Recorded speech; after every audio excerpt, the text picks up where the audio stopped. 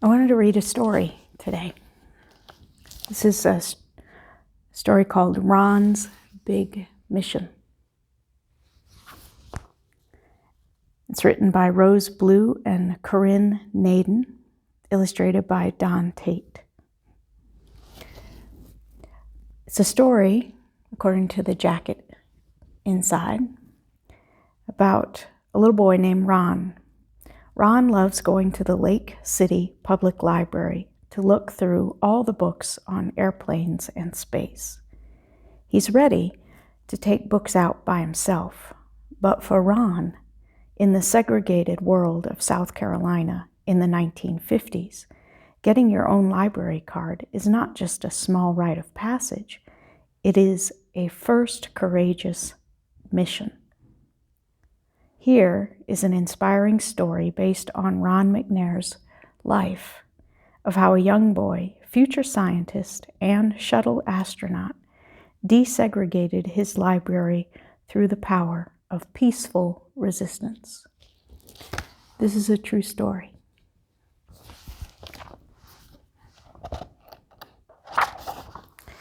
Ron's Big Mission.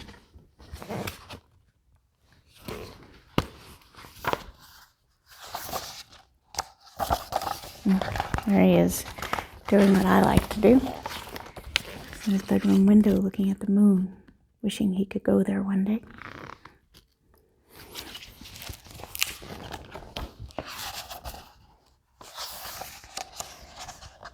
"You're up early this morning, Ron. What's the rush?" asked Mrs. McNair, Ron's mother. "Come and have your breakfast. I made some oatmeal." "I have to go, Mama," said Ron, tying his sneakers. "I have something to do this morning." "You always have something to do," said his mother with a smile. "Just be home by lunchtime, okay?" There's his mother making oatmeal, and there's Ron tying his shoe.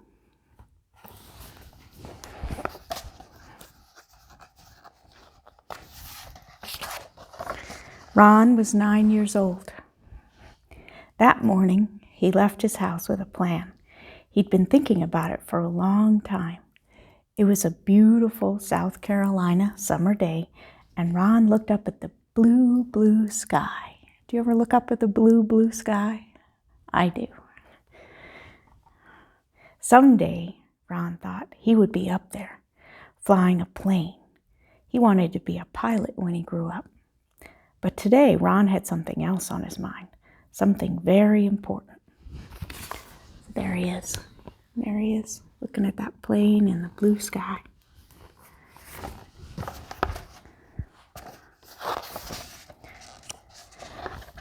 Here, let me show you the pictures first. What do you think's happening? I know. Ron walked down the street as fast as he could. He did not want to be late. "Hi, Ron," the grocer called out from the front of his store. "Here you are. There you are, just in time for a donut." "Morning, Mr. Douglas," said Ron.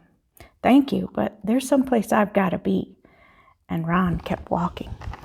Wow, it's got to be something important if he turned down donuts.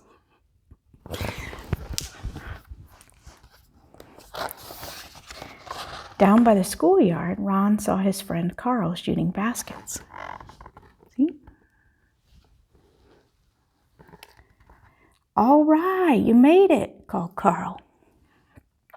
"Hi, Carl," said Ron. "I wish I could stay, but I've got something important to do." "More important than basketball on summer vacation?" said Carl. "Are you kidding?"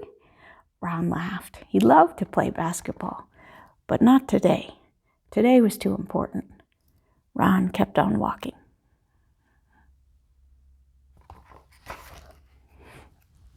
I like to play basketball too. When Ron got to the Lake City Public Library, he stopped. This was it. He was hot from walking so fast, and he was nervous too. He took a deep breath, lifted his head high, and went inside. Mrs. Scott was busy getting ready for all the people who would be using the library today. As the head librarian, she had to make sure that everything was neat and orderly. Mrs. Scott looked up to welcome her first visitor of the day. She smiled as Ron walked in. He was her best customer. Ron gave a little wave to Mrs. Scott and went right to the shelves with all the books. Wonder why he's nervous. It took Ron a while to find some books. He always looked for books that showed children who looked like him, but that was hard. There were not many books about black kids on the shelves. At last, Ron found some books on airplanes. He took the books and started to walk to the front desk. Ron felt nervous and his hands felt a little sweaty, but he knew what he wanted to do. Mrs. Fielding, a white lady who was often in the library, stopped him.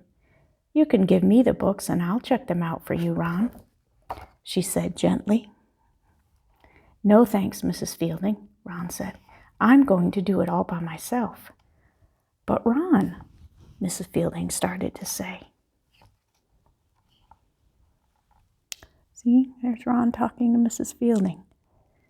He's the only black person in the library so far. Ron was already on his way to the front desk. He put the books on the counter. "I'd like to check these out, please," said Ron. The desk clerk did not look at him. "Didn't she hear me?" Ron wondered. Ron knew what he had to do. What do you think he did? He jumped up on the counter. Look at that, he's standing on the counter. He wanted the desk clerk to know he was serious. "I'd like to check out these books," he said quietly. At first, the desk clerk and Mrs. Scott just looked at each other. "You know you can't check out books, Ron," said Mrs. Scott. "You can read them here, that's the rule. Only white people can check out books from the library." Ron looked at Mrs. Scott and the desk clerk politely, but he would not budge. "I always read them here. Today I want to check them out," said Ron. Mrs. Scott and the desk clerk did not know what to do. Ron wouldn't get off the counter. People were staring. Finally, the desk clerk called the Lake City police. They're surprised and some angry faces, huh? Two policemen came right over. See, there they are. Ron must be very scared and very brave at the same time. To be only 9 years old and to have police officers called on him. Two policemen came right over. "Let someone check out the books for you, son," said one of the policemen. "You know the rules." But Ron just shook his head. He would not budge.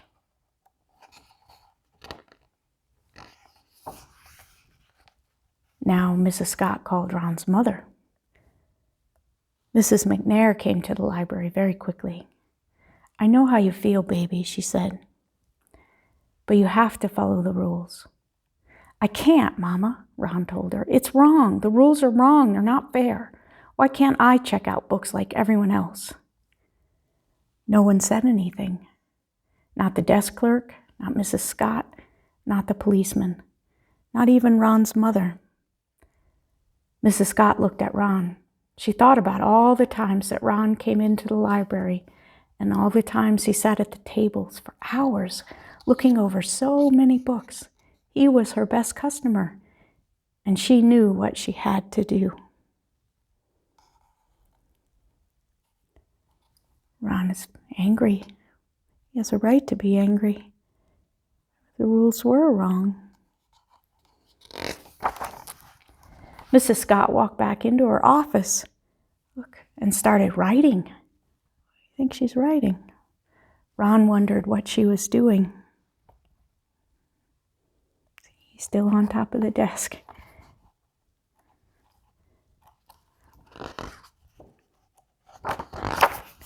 Mrs. Scott returned and handed Ron a library card. his library card. Ron looked at Mrs. Scott and he smiled. And he jumped to the floor and he thought he saw her smile too. "I'd like to check out these books, please," he said, handing his new library card to the desk clerk. The desk clerk took his library card and stamped the cards in the back of the books. "These are due back in 2 weeks," she said. He's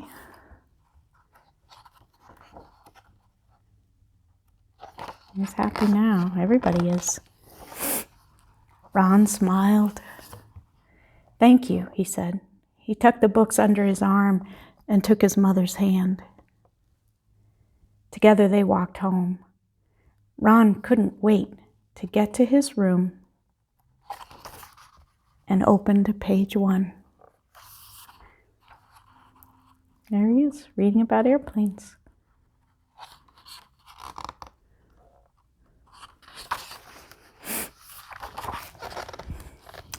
Imagine if you weren't allowed today to check out a library book because of the color of your skin. Imagine if you weren't allowed to go to college or even be taught to read because of something about you that other people didn't like. Imagine if you were not allowed to be in church because of something about you that other people didn't like.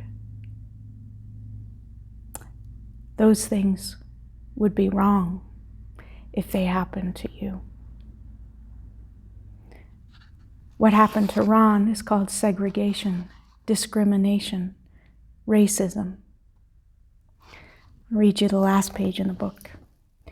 The boy, who was Ron McNair, this story is about, grew into a man who flew planes just like he dreamed he would do.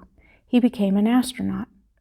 Today, everyone in Lake City remembers Ron McNair. They remember him every time they walk into their public library. The red brick building on 234 Main Street is a very special place. The walls in the children's room were painted with pictures that show children reading books under a huge oak tree, and a space shuttle flies through the sky in the mural. Inside the library, anyone can get a card and check out books. Young Ron McNair had a dream. On that day in 1959, he made it start to come true. He was 9 years old. Because of him, many young people have a chance to dream today. You can only be a winner if you're willing to walk over the edge, astronaut Ron McNair once told a group of children. You are eagles. Spread your wings and fly to the sky. Many years ago in Lake City, South Carolina, young Ron McNair became a hero. Years later, in 1986, astronaut Ron McNair was once again a hero. He lost his life when the Space Shuttle Challenger exploded on January 28th, with the loss of the entire crew. The Lake City Public Library in Lake City, South Carolina, is dedicated to astronaut Ron McNair. This story is a fictionalized account of the real incident in Ron McNair's life. There are several versions of this story, and this version comes from interviews with Ron's mother, the late Mrs. McNair, and Gloria Wilson, the administrative assistant to the Director of Library Systems in Florence County, South Carolina, and Gloria Tisdale of the Lake City School District. There are many elements of the story that we know are true. The police were called. Ron protested the unfair law that said he couldn't check out library books because he was black and not white. And the people there eventually gave in and gave him a library card.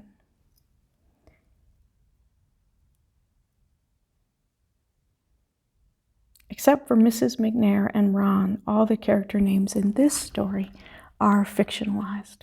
The names are fictionalized, but the incident really happened. And I remember that day, that very sad, tragic day in 1986 on January 28th when the Space Shuttle Challenger exploded and everyone aboard perished. Ron McNair was my hero before that day and is still one of my heroes today. Thanks for listening to the story.